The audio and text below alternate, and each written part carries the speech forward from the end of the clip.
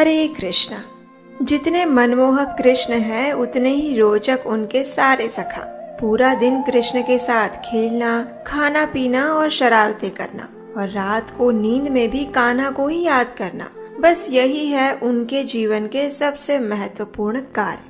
अब देखिए, भगवान के ये सभी सखाओं में एक सखा थे और उनका नाम था भद्रा। वो कृष्ण के साथ परछाई बनकर रहता। जहाँ भी कृष्ण जाते वहाँ वे चलते। यहाँ तक कि रात को भी वो अपने घर जाने में कई बार आनाकानी करता। कभी कभी तो वो कृष्ण के साथ ही सो जाता। उसकी मैया जब भद्रा को घर लेने आती तो वो किसी बहाने से कृष्ण के साथ ही रहने की जिद करता। अब एक दिन क्या हुआ कि प्रातः काल में सारे ग्वाल बाल अपनी अपनी गायों को लेकर बाहर आ गए और निकल पड़े गैया चराने के लिए गोवर्धन की ओर। लेकिन आज भद्रा ने देखा तो कृष्ण कहीं दिख नहीं रहे थे उसे। उसने श्रीदामा से पूछा, अरे ओ श्रीदामा, क्या तूने कन्हैया को देखा? आज सुबह से मैं उसे ढूंढ रहा हूँ लेकिन मुझे मिल ही नहीं रहा। पता नहीं कहाँ चला गया है। कहीं ऐसा ना हो फिर से कोई असुर आ गया हो और उसके प्राण संकट में हो। मुझे तो बड़ा भय लग रहा है। चलो ना श्रीदामा, मेरी सहायता करो। क्या कर रहे हो तुम? आ जाओ, कृष्ण को ढूंढने में मेरी सहायता करो। जब श्रीदामा ने भद्रा के मुख से ये सुना तो उसे हंसी आने लगी। वो जोर जोर से हंसते हुए कहने लगा, अरे भद्रा, तू आज पागल हो गया है क्या? सुबह सुबह क्या हो गया है तुझे? ऐसा कर, आजा, इस पेड़ के नीचे बैठकर थोड़ा विश्राम कर ले। लगता है तुझे थकान लगी है। आजा इधर, चला। श्रीदामा के ये वचन सुनकर भद्रा को आश्चर्य हुआ। उसने सोचा कि मेरा कन्हैया मिल नहीं रहा है और इसको मजाक सूझ रहा है। मुझे बोलता है विश्राम करने को, लेकिन उसको कान्हा की कोई परवाह नहीं है। अब भद्रा पहुंचा मधुमंगल और स्तोक कृष्ण के पास। उनसे भी उसने यही प्रश्न पूछा तो वे दोनों भी भद्रा के सामने देखकर खीखी करके हंसने लगे। अब ये देखकर भद्रा को और गुस्सा आया। उसने सोचा, ये सब के सब कितने निर्लज्ज और स्वार्थी हो गए हैं। हमारा कान्हा इतने बड़े संकट में है, मिल नहीं रहा और इन सबको कोई चिंता ही नहीं है। लेकिन अब मैं क्या करूं? कहाँ ढूंढूं कान्हा को? कान्हा, ओ कान्हा, कहाँ हो तुम? इस प्रकार जब वह कृष्ण को ढूंढ रहा था तभी उसे बलराम जी दिखे। उसने सोचा, हाँ, दाऊ जी से ही पूछता हूँ, वे कभी मेरा मजाक नहीं उड़ाएंगे और जो भी सत्य होगा वो मुझे सही सही बता देंगे। और क्या पता, उनको शायद पता भी हो कि कान्हा कहाँ है। ये सोचकर भद्रा पहुंच गया दाऊजी बलराम के पास। भद्रा ने कहा, दाऊ जी, आज भोर से मैं कान्हा को ढूंढ रहा हूँ लेकिन मिल ही नहीं रहे। क्या आपने देखा है कन्हैया को? बताओ ना दाऊ जी, कहाँ है कान्हा? भद्रा की बात सुनकर पहले तो बलराम जी मुस्कुराए, फिर उन्होंने भद्रा को सिर्फ एक बात कही। उन्होंने कहा, अरे भद्रा, कान्हा तुमसे दूर कैसे जा सकता है? जरा सोचो।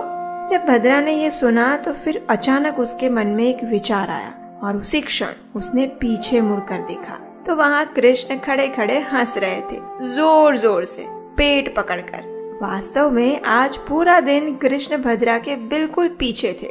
जहाँ भी भद्रा जाता वे मुड़ जाते और हमेशा उसके पीछे रहते। इसलिए भद्रा उसे देख नहीं पाया। और आपको एक सीक्रेट बताऊं? हमारी हालत भी तो भद्रा जैसी ही है ना। कई बार हम कृष्ण को ढूंढने का प्रयास करते हैं, बाहरी चीजों में, स्थानों में और पता नहीं कहाँ कहाँ, लेकिन हम ये बात भूल जाते हैं कि वास्तव में तो कृष्ण हमारे साथ ही है। समय अच्छा हो या बुरा, वे कभी हमारा साथ छोड़कर नहीं जाते, क्योंकि परछाई कभी इंसान का साथ छोड़ती है भला? तो बस वे परछाई ही है।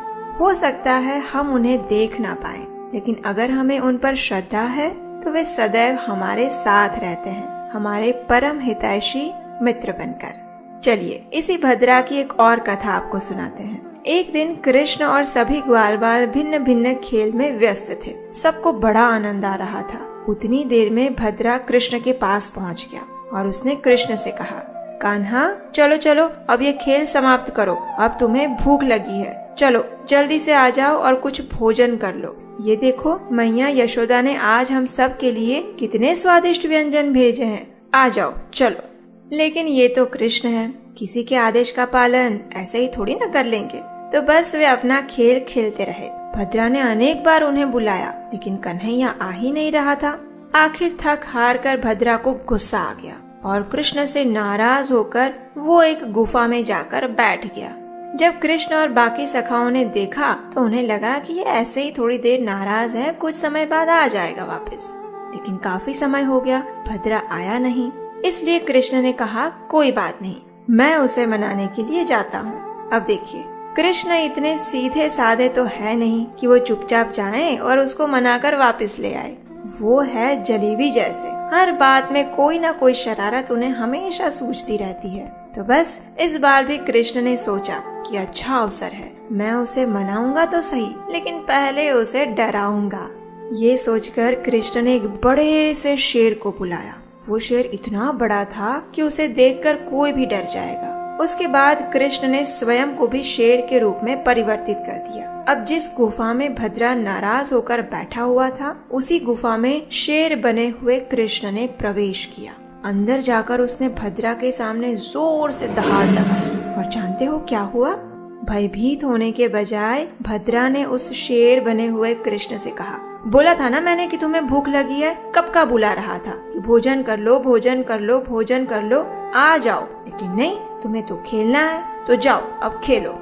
ये सुनकर कृष्ण को इतना आश्चर्य हुआ कि पूछो मत। अब देखिए क्या होता है कि सामान्य रूप से जब कृष्ण अपना स्वरूप बदल ले तो किसी की हिम्मत नहीं है और ना ही बुद्धि है कि वो उन्हें पहचान पाए, क्योंकि कृष्ण की योग माया शक्ति इतनी प्रबल है कि वो अच्छे अच्छों को भ्रम में डाल देती है। तो फिर ये भद्रा ने कैसे कृष्ण को पहचान लिया? जैसे ही कृष्ण ने ऊपर देखा तो भद्रा के ऊपर हाथ जोड़कर आकाश में योग माया देवी खड़ी थी और उन्होंने भगवान से कहा, हे प्रभु, आपके भक्तों के सामने तो मेरे भी हाथ बंधे हुए हैं। उन्होंने पहले ही आपको अपने प्रेम और समर्पण से जीत लिया है, फिर भला मैं उनके ऊपर क्या ही प्रभाव डाल पाऊंगी बताइए। और फिर कृष्ण समझ गए कि सच में उनसे अधिक शक्तिशाली उनके भक्त हैं। और फिर जानते हैं क्या हुआ? उतनी देर में वो असली वाला शेर भी गुफा में आ गया, भयंकर वाला शेर, और भद्रा ने उसे भी अपने पास बुलाकर बिठा लिया और उसे भी कृष्ण का प्रसाद खिलाया। और वो प्रसाद खाकर अब शेर भी आनंद में आकर नृत्य करने लगा। तो ऐसी ऐसी अद्भुत और रोचक लीलाएं होती रहती है वृंदावन में। तो चलिए जल्दी से बताइए कि इन दोनों कथाओं में से आपको कौन सी कथा सबसे अच्छी लगी। और हम आपसे मिलेंगे कल एक और सुंदर मधुर अनसुनी कृष्ण कथा के साथ। उससे पहले अगर आपने अभी तक आपके अपने इस चैनल को सब्सक्राइब नहीं किया है और सोच रहे हैं कि करूं या ना करूं, तो अरे भाई जल्दी से कर लीजिए। क्या पता अगली कथा आपको अपने YouTube फीड में मिले या ना मिले। तो जाने से पहले आपके अपने इस चैनल को सब्सक्राइब करिए और इस कथा को अपने सभी मित्रों को भेज दीजिए और बच्चों को भी सुनाइए।